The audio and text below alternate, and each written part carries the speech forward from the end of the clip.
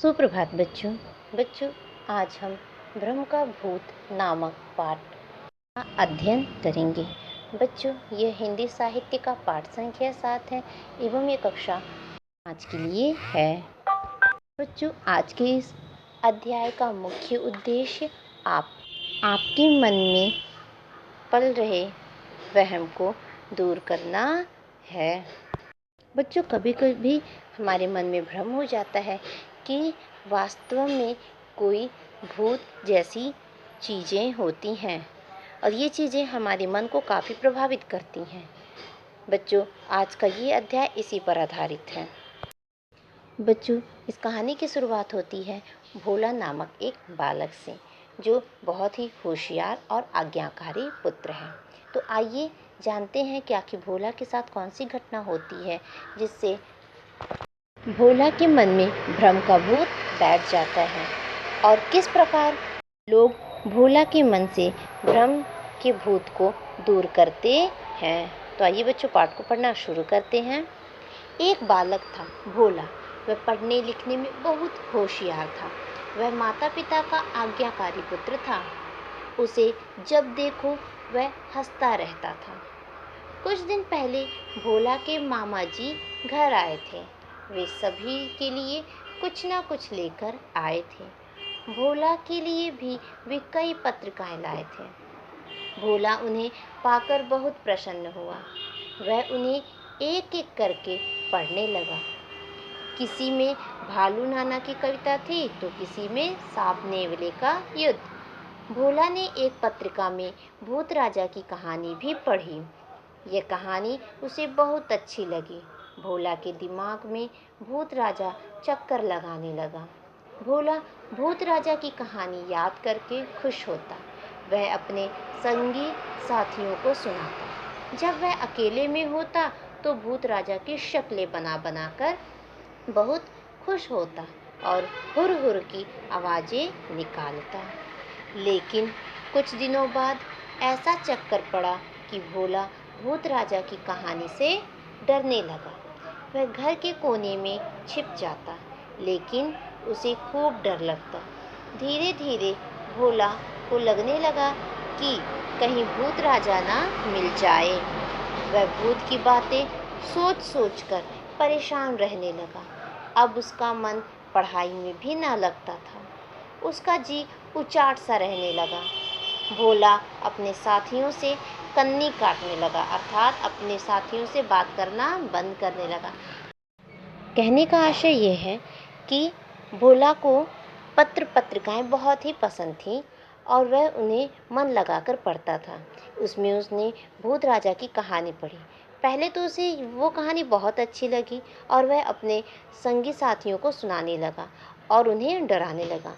लेकिन बाद में कुछ ऐसा हुआ कि वो भूत राजा की कहानी उसे खुद डराने लगी और भोला खूब डरने लगा।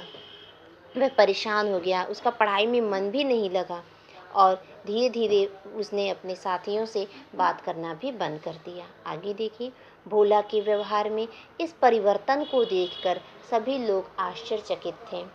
एक दिन अचानक आधी रात को भोला बिस्तर पर उछल पड़ा और जोर जोर से हिचकियाँ लेकर रोने लगा। मम्मी पापा ने पूछा तो भोला रो रो कर कहने लगा भूत उसे पकड़ रहा था, भूत उसे खा जाएगा और वह बचेगा नहीं। भोला के माता पिता चिंता में पड़ गए। वे भोला को डॉक्टर के पास ले गए। डॉक्टर ने जांच की तो किसी बीमारी के लक्षण नहीं मिले। भूत राजा भोला के मन मस्तिष्क में घुसकर बैठ गया था। वह निकलने का नाम ही न लेता था। कुछ दिनों बाद एक घटना घटी। गांव में एक साधु आए। वे गांव में पहले भी कई बार आ चुके थे। उनके आते ही गांव वालों में प्रसन्नता की लहर दौड़ जाती थी। साधु के पास भोला के पिता भी जाते थे। इस बार जब वह नहीं गए तो साधु ने पूछताछ की। गांव वालों ने बताया कि उसके बेटे भोला को भूत की बीमारी लगी हुई है। घर के सभी लोग दुखी रहते हैं। अगले दिन साधु ने भोला के पिता को बुलवाया। साधु ने सभी के सामने कहा, रात को 8 बजे पूजा के लिए 5 दिन तक दूध चाहिए। यह दूध कोई बड़ा नहीं बच्चा लेकर आए और वह भी अकेले। दूध देकर वह अपने घर चला जाए। सभी लोग इसके लिए तैयार थे। भोला के पिता चुप थे। साधु ने चुप देखकर बोले, हमारे लिए सिर्फ भोला ही दूध लाएगा। सभी ने प्रसन्नता से इस प्रस्ताव को स्वीकार कर लिया। भोला के पिता ने भी इसे मान लिया। 2 दिन तक भोला ठीक तरह से दूध पहुंचा आया। तीसरे दिन जब वह साधु के पास पहुंचा तो वह रो रहा था। दूध का बर्तन खाली था। बच्चों, आज के लिए बस इतना ही। अगली वीडियो में हम जानेंगे कि आखिर क्या कारण है कि भोला रोने लगता है। तो बच्चों, आज के इस पाठ पे आधारित प्रश्नों के उत्तर को जानते हैं। सही विकल्प पर सही का चिन्ह लगाइए। प्रश्न संख्या क, भोला कैसा था? पहला, होशियार, दूसरा आज्ञाकारी, तीसरा उपयुक्त दोनों या चौथा अन्य। बच्चों, इस प्रश्न का उत्तर मैंने आपको आज की इस वीडियो के माध्यम से बताया। तो बताइए इसका सही उत्तर क्या होगा? बच्चों, इस प्रश्न का सही उत्तर है तीसरा, भोला होशियार और आज्ञाकारी पुत्र था। इसलिए हम तीसरे विकल्प पर सही का निशान लगाएंगे। प्रश्न संख्या ख, भोला के मामा उसके लिए क्या लाए थे? पहला, पत्र पत्रिकाएं, दूसरा मिठाई, तीसरा कपड़े या चौथा अन्य चीजें। बच्चों, इस प्रश्न का भी उत्तर मैंने आपको आज के इस वीडियो के माध्यम से बताया है। तो बताइए इसका सही उत्तर क्या होगा? बच्चों, इस प्रश्न का सही विकल्प है पहला, भोला के मामा उसके लिए पत्र पत्रिकाएं लाएं।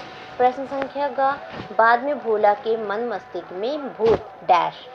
पहला, घुसकर बैठ गया, दूसरा डराने लगा, तीसरा सताने लगा या चौथा अन्य। बच्चों, इस प्रश्न का सही विकल्प है पहला, बाद में भोला के मन मस्तिष्क में भूत घुसकर बैठ गया। अगला और अंतिम प्रश्न, तवे की काली स्याही किसके चेहरे पर लगी थी? विकल्प देखिए, पहला भूत के चेहरे पर, दूसरा भोला के चेहरे पर, तीसरा किसी पर नहीं या चौथा अन्य बालक के चेहरे पर। बच्चों, इस प्रश्न का सही विकल्प है दूसरा, तवे की काली स्याही भोला की थी। बच्चों, अगला प्रश्न देखिए, सही कथनों पर सही का चिन्ह तथा गलत कथन पर गलत का चिन्ह लगाइए। प्रश्न संख्या का, भोला भूत की हरकतें करके खुश होता था। बच्चों, बताइए ये विकल्प सही है? हाँ, ये विकल्प सही है। पहले तो भोला भूत की हरकतें करके खुश होता था, इसलिए हम इसके सामने सही का निशान लगाएंगे। प्रश्न संख्या ख, भोला अपने साथियों से कन्नी काटने लगा। तो यह कथन सही है, भोला अपने साथियों से कन्नी काटने लगा। ग देखिए, भोला के माता पिता चिंतित नहीं थे। बच्चों, यह कथन गलत है, अतः हम इसके सामने गलत का निशान लगाएंगे। अगला और अंतिम देखिए, भोला के पिता ने साधु के प्रस्ताव को मान लिया। बच्चों, क्या भोला के पिता साधु के प्रस्ताव को मान लेते हैं? बच्चों, इसका उत्तर है हाँ, भोला के पिता साधु के प्रस्ताव को मान लेते हैं। बच्चों, आज के लिए बस इतना ही। आज का आपका गृह कार्य है, आज की इस वीडियो में करवाए गए अभ्यास कार्य को अपनी कॉपी में लिखिए एवं सुधार के लिए अपने ग्रुप में भेजिए। धन्यवाद।